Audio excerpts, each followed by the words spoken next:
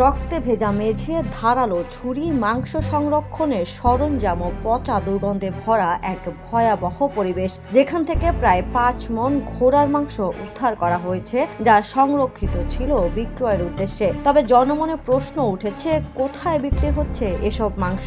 নাকি গরু ভেবে ঘোড়ায় কিনে ক্রেতাদের ঠকাচ্ছেন বিক্রেতারা? গাজীপুর সিটি কর্পোরেশনের হায়দ্রাবাদ রথখোলা এলাকা থেকে অভিযান চালিয়ে বিক্রি নিষিদ্ধ বিপুল পরিমাণে ঘোড়ার মাংস জব্দ করেছে আইন শৃঙ্খলা বাহিনী। এ সময় 37টি জীবিত ও 8টি জবাইকৃত সহ মোট 45টি ঘোড়া উদ্ধার করা হয়।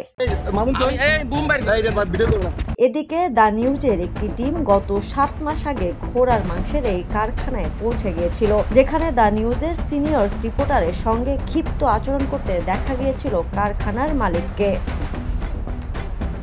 এ বিষয়ে গাজীপুরের নির্বাহী ম্যাজিস্ট্রেট জানায়, কারখানার মালিক শফিকুল ইসলাম এর আগেও একাধিকবার জরিমানা পেয়েছিলেন, তবুও তিনি অবৈধ ব্যবসা বন্ধ করেননি। অভিযানের সময় তিনি ও তার সহযোগীরা পালিয়ে যান। র্যাব তাদের গ্রেপ্তারের চেষ্টা চালিয়ে যাচ্ছে বলেও জানান তিনি।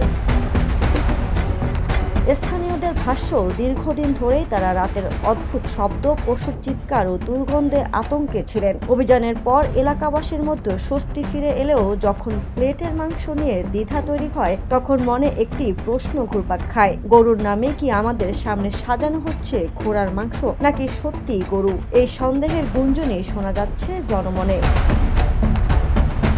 Desk report, the news.